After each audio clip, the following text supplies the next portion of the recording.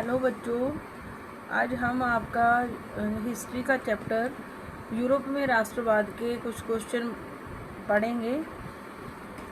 और इस चैप्टर का जो भी है, जो इसके 4 चित्र हैं, ये फ्रेडरिक सारियो ने बनाए हैं 1848 में। और वो ऐसा व्यक्ति है जो उस टाइम पूरे दुनिया को देख रहा था, कैसे लोग राजतंत्र के कारण दुख सहन कर रहे थे और सारे लोग उस दुख से बाहर आना चाहते थे। और फ्रेडरिक सारियो मतलब देख रहा था, कल्पना कर रहा था कि कैसे वो लोग मतलब स्वतंत्रता को कैसे चाह रहे हैं और कैसे स्वतंत्रता को हासिल करना चाह रहे हैं। और उसने अपनी कल्पना के अंदर, सपना कहो या कल्पना कहो, उसमें उसने स्वतंत्रता को एक प्रतिमा का रूप दे दिया था। और जो लोग अपने निरंकुश राजाओं के विरुद्ध लड़ते जा रहे थे, उसको लगता था जहाँ उनसे लड़कर सफल होते जा रहे थे, वो लग रहा था प्रतिमा के पास पहुँच रहे हैं। और ओनली उसके जो बनाए तो उसने 4 चित्र थे, लेकिन इस चैप्टर से रिलेटेड एक ही चित्र, पहले वाला चित्र है, जिसमें उसने 2 महाद्वीपों के देशों और लोगों को दिखाया है। यूरोप महाद्वीप और अमेरिका महाद्वीप, 2 महाद्वीपों के लोगों और देशों को दिखाया है। और बिल्कुल जो आज अलग अलग देश मैप पर दिखते हैं, दुनिया के मैप पर, वही दुनिया के देश उसको दिख रहे थे उस प्रतिमा के पास, स्वतंत्र होते हुए या स्वतंत्रता के लिए लड़ते हुए दिख रहे थे। और वो लग रहा था कि वो उस प्रतिमा की, जो भी लड़ रहा है राजतंत्र के विरुद्ध, उसको लगता था वो प्रतिमा की तरफ बढ़ रहा है। और उस टाइम बच्चा, बूढ़ा, नौजवान, औरत, पुरुष, हर जाति, हर भाषा, धर्म का व्यक्ति राजाओं से तंग आ चुका था और वो उन राजाओं से स्वतंत्रता चाहता था। और ये सारी चीज़ सारियो देख रहा था और उसने अपनी उसकी कल्पना करी और उस कल्पना को उसने एक चित्र के रूप में, उसको एक चित्र के रूप में चित्र बना दिया उसका। और पहला जो उसका चित्र है, मतलब जो चित्रों की श्रृंखला, वो तो हमें पता है। पहला क्वेश्चन मैंने बनाया है कि किस प्रसिद्ध फ्रांसीसी कलाकार ने चित्रों की श्रृंखला बनाई थी, 4 चित्रों की, तो वो थे फ्रेडरिक सारियो। और दूसरा चित्र है कि ये चित्रों की श्रृंखला, जो 4 चित्रों की श्रृंखला थी, फ्रेडरिक सारियो ने, जो फ्रांसीसी कलाकार थे, कब बनाई थी? 1848 में। और फ्रेडरिक सारियो ने जो अब सपनों का संसार रचा था, वो उसके शब्दों में कौन से गणतंत्रों से मिलकर बना था? फ्रेडरिक सारियो ने क्या, फ्रेडरिक सारियो भी खुद भी दुखी था, लोग भी दुखी थे। वो क्या करना चाहते थे? लोग राजतंत्र को, राजाओं को ख़त्म करके लोगों का राज लाना चाहते थे, लोकतंत्र लाना चाहते थे। तो जो भी उसने सपना देखा था, तो वो किससे बना था? राजतंत्र ख़त्म करके लोग स्वतंत्र होके लोकतंत्र लाना चाहते थे। तो मतलब इसका मतलब उसके सपनों का जो संसार था, वो जनतांत्रिक और सामाजिक गणतंत्रों से मिलकर बना था। जन का मतलब ही लोग ही होते हैं, जनतांत्रिक मतलब लोकतांत्रिक। फ्रेडरिक सारियो के सपनों के संसार के पहले चित्र में कौन से महाद्वीप या कहाँ के लोगों को दिखाया गया है? फ्रेडरिक सारियो ने अपने पहले चित्र में, जो इस चैप्टर से रिलेटेड है, उसमें यूरोप और अमेरिका महाद्वीप के लोगों और देशों को दिखाया है। नंबर 5 है क्वेश्चन, फ्रांसीसी क्रांति के दौरान कलाकार स्वतंत्रता को किस रूप में दर्शाते थे? फ्रांस ही वो देश है जिसने दुनिया को बताया कि समाज को बदला जा सकता है। उससे पहले लोग क्या सोचते थे कि समाज के अंदर जो राजे हैं, राजतंत्र है, निरंकुश राजाओं का राज है, इसको कभी ख़त्म नहीं किया जा सकता। लेकिन फ्रांस ने ही दुनिया को बताया था कि इसको ख़त्म किया जा सकता है। और लोगों को आज़ादी क्या होती है, स्वतंत्रता क्या होती है, इस चीज़ को समझाने के लिए जो फ्रांसीसी क्रांति के दौरान कलाकार थे, वो स्वतंत्रता को किस रूप में दिखाते थे? महिला के रूप में। और उसी समय लोग देश के प्रति प्यार जगाने के लिए भी देश को भी महिला के रूप में दिखाते थे। और फ्रांसीसी क्रांति के दौरान फ्रांस के कलाकार फ्रांस स्वतंत्रता समझाने के लिए उसको महिला के रूप में दिखाते थे। आपने 9th में पढ़ा ये चीज़।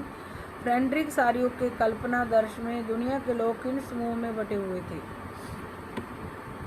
उसको अपनी कल्पना में दिख रहा था कि लोग अलग अलग भाषा, धर्मों, जातियों के और अलग अलग उम्रों के जो लोग हैं वो कहाँ बटे हुए हैं। वो मतलब अपने अपने देशों में स्वतंत्र देश के रूप में अलग अलग राष्ट्रों के रूप में बटे हुए उसको दिख रहे थे। जैसे कि आज स्वतंत्र राष्ट्रों का मैप है तो उसको वैसे ही अलग अलग राष्ट्रों के रूप में दुनिया उसकी कल्पना में उसको पहले ही दिख रहे थे। फ्रेडरिक सारियो के पहले चित्र में अमेरिका और यूरोप के किस वर्ग के लोग स्वतंत्रता की प्रतिमा की वंदना कर। उस समय लोग, चाहे कोई बच्चा था, नौजवान था, बूढ़ा था, औरत थी, पुरुष थी, किसी भी धर्म, जाति, भाषा का व्यक्ति था, वो राजाओं से तंग आ चुका था क्योंकि राजा अपनी इच्छा के अनुसार राज करते थे, लोगों की इच्छा नहीं सुनी जाती थी, जिसके कारण यूरोप और अमेरिका के सभी उम्र और सामाजिक वर्गों के लोग राजाओं के विरुद्ध लड़ रहे थे और स्वतंत्रता हासिल करना चाहते थे। इसलिए सभी उम्र और सामाजिक वर्गों के स्त्री पुरुषों को उसने अपने कल्पना दर्श में देखा और उसका चित्र बना दिया। फ्रेडरिक सारियो के पहले चित्र में जो स्वतंत्रता की प्रतिमा है उसके हाथ में क्या पकड़ा हुआ है आपको भी पता है। जैसे लोगों को ज्ञान आया कि जो व्यक्ति है वो जन्म से स्वतंत्र है, उसको कोई गुलाम नहीं बना सकता, तो ये ज्ञान कहाँ से आया था आपको भी पता। वहाँ पे दार्शनिक हुए थे फ्रांस में, मॉन्टेस्क्यू और रूसो जैसे महान दार्शनिक हुए थे जिन्होंने लोगों को समानता, स्वतंत्रता के विचार दिए और ज्ञान मिला लोगों को। तो इस तरीके से फ्रेडरिक सारियो को अपने कल्पना में दिखा कि लोगों को ज्ञान के साथ लोगों को स्वतंत्रता मिल रही है और स्वतंत्र होकर लोग लोकतंत्र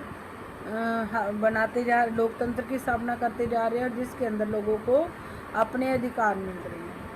तो इसलिए उसको जो स्वतंत्रता, ज्ञान के द्वारा लोग स्वतंत्रता प्राप्त कर रहे थे राजतंत्रों से, तो वो स्वतंत्रता उनको लग रहा था वो ज्ञान उदय कर रही थी, इसलिए उसको प्रतिमा के हाथ में उनको ज्ञान उदय की मिसाल, और ज्ञान उदय होने से स्वतंत्र होकर लोग लोकतंत्र में अपने अधिकार प्राप्त कर रहे थे। तो इसको लगता था कि वो स्वतंत्रता की प्रतिमा के एक हाथ में मनुष्यों के अधिकारों का घोषणा पत्र है और एक तरफ क्या है, ज्ञान उदय की मिसाल है उसके हाथ में।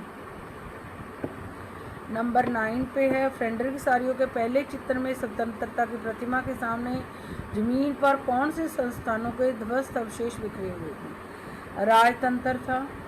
राजतंत्र में राजे लोगों को बहुत ज़्यादा तंग करते थे, निरंकुश राजे थे, उनको किसी पर ध्यान नहीं आती थी और मतलब लोग उनसे इतने तंग आ चुके थे कि राजाओं के जो महल थे, जहाँ राजाओं से संबंधित जो बिल्डिंगें थी, संस्थान थे, लोग उनको भी नफरत की नज़र से देखते थे। उन संस्थानों को ही ख़त्म करना चाहते थे लोग, ताकि उन निरंकुश राजाओं की जो बुरी ज़्यादा वो भी ना रहे। तो जैसे कि आपने फ्रांस की क्रांति के दौरान देखा है कि लोगों ने बास्तिल के किले को से वहाँ पे हथियार लूटे और उसके बाद उस किले को गिरा दिया। उसमें क्वेश्चन भी आया है कि लोग बास्तिल के किले से क्यों नफरत करते थे या घृणा का केंद्र बिंदु क्यों था, जो निरंकुश शक्तियों का प्रतीक था। तो जो फ्रेडरिक सारियो उसको अपने कल्पना में दिखता है कि जो स्वतंत्रता हासिल करते ही, स्वतंत्रता का वो कैसे हासिल कर रहे हैं लोग, जो राजे हैं, राजाओं से जुड़े हुए निरंकुश बिल्डिंगें हैं, संस्थान हैं, लोग उनको गिराते जा रहे हैं और प्रतिमा के पास पहुंचते जा रहे हैं। राजा को भी ख़त्म करते जा रहे हैं, उनसे जुड़े हुए बिल्डिंगें, संस्थानों को भी ख़त्म करते जा रहे हैं और उस प्रतिमा के पास पहुंच रहे हैं। इस तरीके से उसको जो स्वतंत्रता की प्रतिमा के पास संस्थानों के ध्वस्त अवशेष बिखरे हुए दिखते हैं, वो निरंकुश राजाओं से जुड़े हुए संस्थानों के थे। सारियो के कल्पना दर्श में अलग राष्ट्रों के लोगों की पहचान किससे हो रही है। और उसको अपने कल्पना में दिख रहा है कि हर देश के स्वतंत्र राष्ट्र के लोगों ने अपने देश की राष्ट्रीय पोशाक पहन रखी है। उसके कल्पना जो कल्पनादर्श था साड़ियों का, उसका फिर उस कल्पना को जो उसने चित्र में उकेरा, उसमें उसको दिख रहा कि अलग अलग राष्ट्रों के लोग अपने देश के कपड़ों और राष्ट्रीय पोशाकों में दिख रहे थे उसको। साड़ियों के पहले चित्र में स्वतंत्रता की प्रतिमा से कहीं आगे उस जुलूस का नेतृत्व कौन से राष्ट्र कर रही थी? मतलब उसने अपने चित्र में यूरोप और अमेरिका महाद्वीप दिखाया। तो जो स्वतंत्रता इन दोनों महाद्वीपों की जिन देशों ने सबसे पहले स्वतंत्रता हासिल की थी, तो अमेरिका महाद्वीप का संयुक्त राज्य अमेरिका और यूरोप का स्विट्जरलैंड, ये उस टाइम तक 1848 तक स्वतंत्र हो चुके थे और उसको स्वतंत्रता की प्रतिमा की तरफ बढ़ते हुए जुलूस में ये उस जुलूस का नेतृत्व करते हुए दोनों देश दिख रहे थे। तो पहले स्थान पर उस स्वतंत्रता की प्रतिमा के पास कौन पहुंचा था? संयुक्त राज्य अमेरिका और स्विट्जरलैंड, जो कि उस टाइम आज़ाद हो चुके थे। नंबर 12 पे प्रश्न है, साड़ियों के पहले चित्र में स्वतंत्रता की प्रतिमा से कहीं आगे उस जुलूस के सेकंड नंबर पर कौन था? जो स्वतंत्रता की प्रतिमा की तरफ जुलूस बढ़ता हुआ साड़ियों को दिख रहा था, उसके सेकंड नंबर पर कौन था और उसकी पहचान क्या थी? सेकंड नंबर पर था फ्रांस, जो पहुंचा ही था वो, मतलब उसको अभी स्वतंत्रता मिली थी, उसने हासिल करी थी। राजतंत्र तो उसने 1789 में ही ख़त्म कर दिया था, लेकिन बीच में फिर नेपोलियन आ गया था, जिसके कारण फिर राजतंत्र आ गया था। फिर 1848 में उसने फिर राजतंत्र के विरुद्ध लड़ाई करके वहाँ के क्रांतिकारियों ने उसको लोकतंत्र लेके आए थे। तो सेकंड नंबर पर फ्रांस था। तो फ्रांस ने दुनिया को राजतंत्र के विरुद्ध संघर्ष करने की शक्ति दी थी, दुनिया में क्रांति ला दी थी कि राजतंत्र को ख़त्म किया जा सकता है। सबसे पहले फ्रांस के लोगों ने राजतंत्र ख़त्म किया था। तो इसलिए फ्रांस दूसरे नंबर पर दिख रहा साड़ियों को अपने कल्पना दर्श में, और उसको क्रांतिकारी तिरंगा झंडा उसके हाथ में देखिए। तो इसी ने दुनिया को बताया था कि राजतंत्र को ख़त्म करके लोकतंत्र लाया जा सकता है, समाज बदला जा सकता है। उससे पहले लोग समझते थे कि समाज को बदला नहीं जा सकता। 13 क्वेश्चन है, साड़ियों के पहले चित्र में स्वतंत्रता की प्रतिमा से कहीं आगे उस जुलूस में तीसरे नंबर पर कौन था और उसकी पहचान किससे हो रही थी? जो साड़ियों ने अपने पहले चित्र में स्वतंत्रता की प्रतिमा के पास जुलूस आता दिखाया है, उसमें तीसरे नंबर पर जर्मनी था। और उसकी पहचान उसके काले, लाल और सुनहरी झंडे से हो रही थी। लेकिन उस समय तक जर्मनी था जो आज़ाद नहीं हुआ था। ये जो उसका लाल, काला और सुनहरी झंडा है वह उदारवादी भावना विचारों का प्रतीक था। 14वां क्वेश्चन है, साड़ियों के पहले चित्र में स्वतंत्रता की प्रतिमा से कहीं आगे जर्मनी के बाद कौन से राष्ट्र उस प्रतिमा की वंदना करते हुए जा रहे थे? उसने अपनी कल्पना में जो देख रहा था कि यूरोप और अमेरिका महाद्वीप के कुछ देश जो राजतंत्र अपने देश में ख़त्म करते हुए लोकतंत्र की स्थापना करते जा रहे हैं, उनमें उन देशों में से जर्मनी के बाद उनको ऑस्ट्रिया, फिर उसके बाद 2 सिसिलियों की राजशाही, नंबर 3 पे लॉम्बार्डी पोलैंड, जर्मनी के बाद चौथे नंबर पे, 5वें पे आयरलैंड, 6ठे पे इंग्लैंड और 7वें पे हंगरी और 8वें पे रूस दिखाई दे रहा है। और जर्मनी के बाद भी 8 देश उसके पीछे चल रहे थे जो मतलब राजतंत्र ख़त्म करना चाहते थे और आज़ाद होना चाहते थे, आज़ाद राष्ट्र बनना चाहते थे। ऑस्ट्रिया, 2 सिसिलियों की राजशाही, Lombardy, Poland, Ireland, England, Hungary और रूस जर्मनी के पीछे उसके कल्पना दर्शन में उसको दिख रहे थे, जिसका उसने चित्र बना दिया। 15 क्वेश्चन में, साड़ियों के पहले चित्र में जो राष्ट्र स्वतंत्रता की प्रतिमा की वंदना करते जा रहे हैं, चित्रकार के अनुसार उनके ऊपर स्वर्ग से कौन नज़र लगाए देख रहा है और वह किसका प्रतीक है? साड़ियों का जो पहला चित्र है, जिससे जो हमारा यूरोप में राष्ट्रवाद वाला चित्र जुड़ा हुआ है, तो उसके कल्पना दृश्य में जो स्वतंत्रता की प्रतिमा उसने देखी है, उसकी जो वंदना करते जा रही हैं, तो साड़ियों के अनुसार उनको स्वर्ग से कौन देख रहा है और जो देख रहे हैं वो किस चीज़ का प्रतीक है? तो साड़ियों के पहले चित्र में जो उसने अपनी कल्पना के द्वारा बनाया है, उसको लग रहा है कि जो देश राजतंत्र ख़त्म करके स्वतंत्रता हासिल करते जा रहे हैं, उनको स्वर्ग से उसको लगता है ऊपर से कौन देख रहा है? सारियों के अनुसार उनको संत, फरिश्ते और ईसा मसीह देख रहे हैं। और इस तरीके से जो देश हैं, जो राजाओं से दुखी हैं, तो जैसे कहते हैं कि जिनको एक जैसा दुख होता है तो वो एक साथ आ जाते हैं। तो इस तरीके से जब सारे लोग राजतंत्रों से दुखी हैं, राजाओं से दुखी हैं, निरंकुश राजाओं से दुखी हैं, तो वो क्या हो रहे हैं? वो एकजुट हो रहे हैं, मतलब खुद भी स्वतंत्र हो रहे हैं और दूसरों की भी हेल्प कर रहे हैं स्वतंत्र होने में। और ऐसी सोच आ गई थी कि जो देश स्वतंत्र हो रहा था वो ना खुद भी स्वतंत्र रहना चाहता था और किसी दूसरे को कब्जे में भी नहीं लेना चाह रहा था। इस तरीके से उसको लग रहा था कि देश के जो दुनिया के लोग हैं उनके अंदर प्यार बढ़ रहा है, और उसको लग रहा था वो जो संत फरिश्ते ऊपर से उनको देख रहे हैं वो भाईचारे का, दुनिया के राष्ट्रों के बीच या दुनिया के आज़ाद देशों के बीच में भाईचारे के प्रतीक के रूप में दिखाए हैं फ्रेडरिक सारियो ने। उसको लगता है अपनी कल्पना में कि जो लोग सारे मतलब पूरी दुनिया ही राजतंत्र के विरुद्ध होगी और लोकतंत्र लाना चाहती है, मतलब बुराई को ख़त्म करना चाहती है, तो इसका मतलब उनको देवताएं देख रहे हैं ऊपर से, ईसा मसीह, फरिश्ते और संत देख रहे हैं, जो कि वो भाईचारा आ रहा है उनके अंदर। और वो तीनों संत, फरिश्ते और ईसा मसीह दुनिया के राष्ट्रों के बीच में भाईचारे के रूप में फ्रेडरिक सारियो ने दिखाया है। सबसे पहले कहाँ और कब राष्ट्रवाद की भावना आई? ये 19वीं शताब्दी में यूरोप महाद्वीप में सबसे पहले राष्ट्रवाद की भावना आई थी। 19वीं शताब्दी में यूरोप महाद्वीप के किसमें आई थी? यूरोप महाद्वीप के फ्रांस में राष्ट्रवाद की भावना फ्रांस से शुरू हुई थी। यूरोप में राष्ट्रवाद की भावना आने के बाद कौन से परिवर्तन आए? जब यूरोप में राष्ट्रवाद आ गया तो कैसे परिवर्तन आए? 19वीं शताब्दी में यूरोप में राष्ट्रवाद एक ऐसी शक्ति बनकर उभरा, मतलब अपने देश के प्रति प्रेम की भावना एक ऐसी शक्ति बन गई कि यूरोप में राजनीतिक और मानसिक भारी बदलाव है। राजनीतिक यानी कि राजतंत्र खत्म करके लोग राजतंत्र खत्म करके लोकतंत्र लेकर आए लोग, और लोगों की मानसिकता बदली, तभी तो उन्होंने ऐसा किया।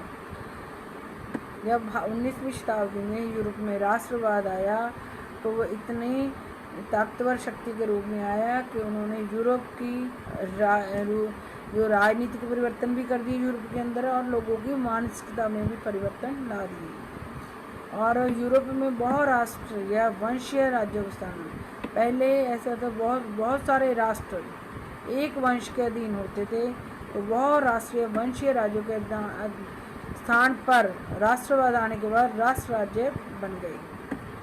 पहले यूरोप में बहुराष्ट्रीय वंशीय राज्य थे, उनके स्थान पर अब राष्ट्र राज्य बन गए थे राष्ट्रवाद की भावना आने के बाद।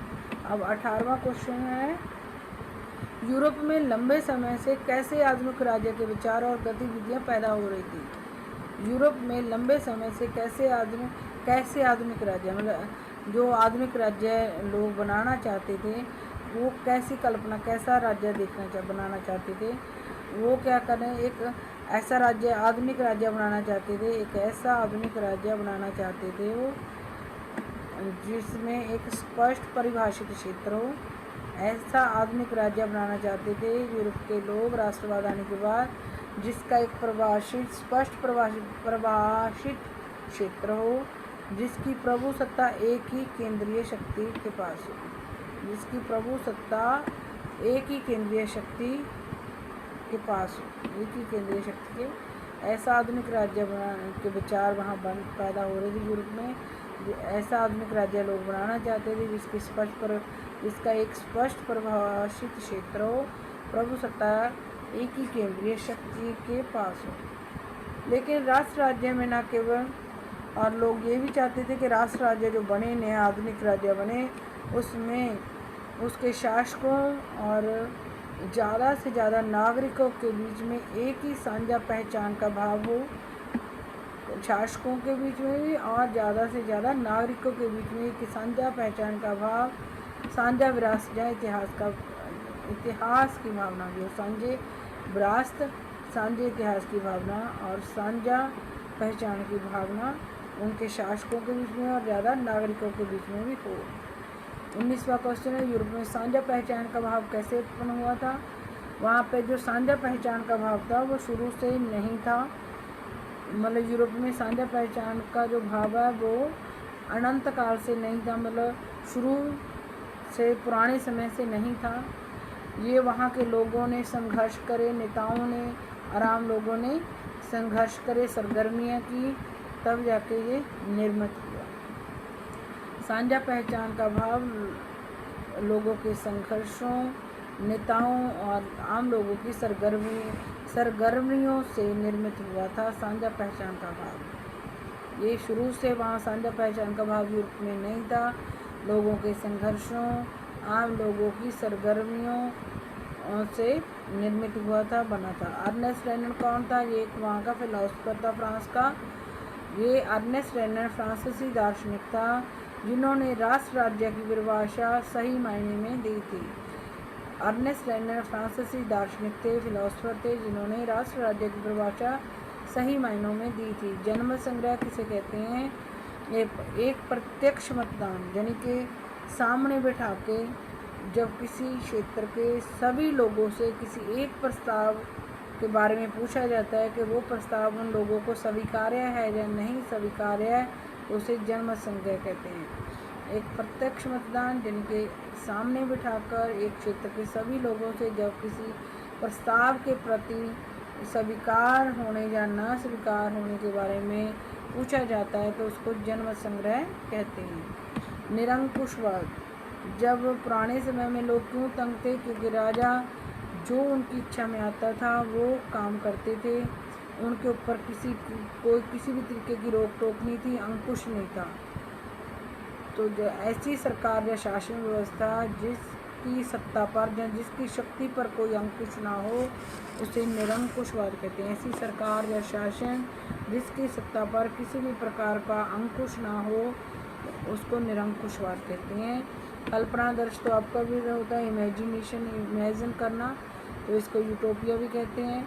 तो एक मतलब ऐसी कल्पना करना जो वास्तव में सच ना हो सके, ऐसा सपना देखना, जैसी कल्पना करना जो वास्तव में, जैसे बच्चे होते हैं परियों की कहानियाँ, परियाँ देखते हैं लेकिन वो असल जीवन में तो परियाँ होती नहीं, अपने आप को परी के रूप में देखते हैं। तो ऐसे ही आदर्श समाज की, बहुत अच्छे समाज की कल्पना करी थी उसने, फ्रेडरिक सारियो ने, जो संभव नहीं हो सकता था। तो जहाँ कोई भी व्यक्ति किसी ऐसे आदर्श समाज की कल्पना करता है जिसका संभव होना मतलब संभव नहीं होता है, तो साकार होना संभव नहीं होता, उससे कल्पना दर्श कहते हैं। कल्पना दर्श वो आदर्श कल्पना करना है किसी समाज की जो कि कभी पूरी नहीं हो सकती। एक ऐसा समाज जो इतना आदर्श है, हम अपनी कल्पना में देख लेते हैं, कुछ ऐसे आदर्श समाज की कल्पना करते हैं जो कभी हो ही नहीं सकता, संभव ही नहीं होता साकार होना जिसका, उसको कल्पना दर्श कहते हैं। आज इतने ही क्वेश्चन, तो अगले 1-2 पेज पढ़ने के बाद फिर मैं आपको क्वेश्चन दूँगी। तो इन क्वेश्चनों को अगर आप बार बार इस वीडियो के थ्रू, वैसे तो आप पढ़ते नहीं हो, बुक में मुश्किल है, लेकिन कानों में लीड लगाकर ये वीडियो तो आप बार बार सुनोगे तो ये इतने 23 क्वेश्चन तो पक्का आपको आने लग जाएंगे।